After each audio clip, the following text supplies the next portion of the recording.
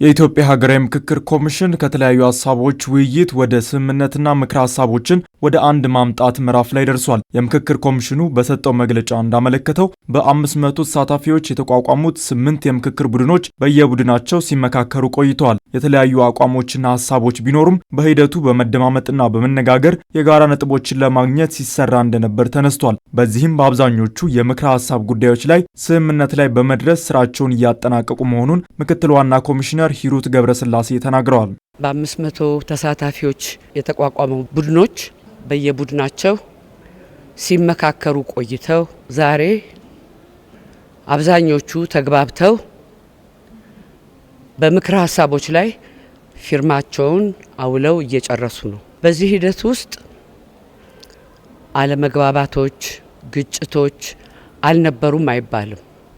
በመኖራቸው ምክንያት ግን ይህ ምክክር አስፈላጊ መሆኑን የበለጠ አረጋግጠናል።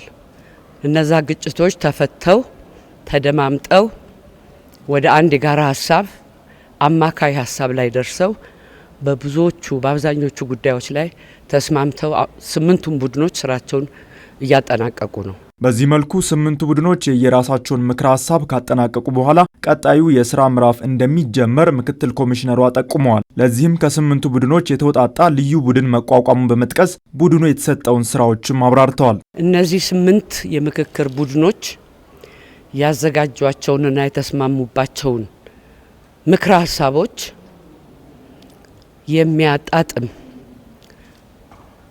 ሃርመናይዝ የሚያጣጥምና የሚቃረኑ ነገሮች እንዳይኖሩ የሚጠነቀቅ ወይ ደግሞ ድግግሞሽ ያሉባቸው ምክረ ሀሳቦችን ወደ አንድ ለማምጣት የሚሰራ ቡድን ተቋቁሟል።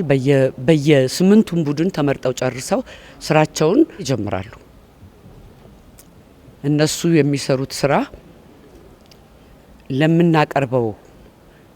አጠቃለን ለምናቀርበው ምክረ ሀሳቦች አንድ ወጥነት እንዲኖራቸው ለማድረግ የሚሰራ ስራ ነው። ኮሚሽኑ ከተለያዩ ግለሰቦች፣ ቡድኖችና የፖለቲካ ፓርቲዎች የሚቀርቡ ቅሬታዎችን በራሱ የቅሬታ አፈታት ስነ ስርዓት መሰረት እየተቀበለና እየመረመረ እንደሚገኝም ተነስቷል። በቅሬታዎቹ ላይም እንደ ጉዳዩ ተፈጥሮ ምርመራ ተካሂዶ ውሳኔ እየተሰጠ ይገኛል ነው ያሉት። አንዳንድ ቅሬታ የሚያቀርቡ ግለሰቦችም ሆኑ ቡድኖች፣ የፖለቲካ ፓርቲዎች ያቀረቡትን ቅሬታዎች ባለን የቅሬታ አፈታት ስነ ስርዓት መሰረት ጉዳዩ እየተጠና ውሳኔ የምንሰጠው ይሆናል እና እየተቀበልንም ነው፣ እየመረመርንም ነው፣ ውሳኔም እየሰጠን እንላለን ማለት ነው።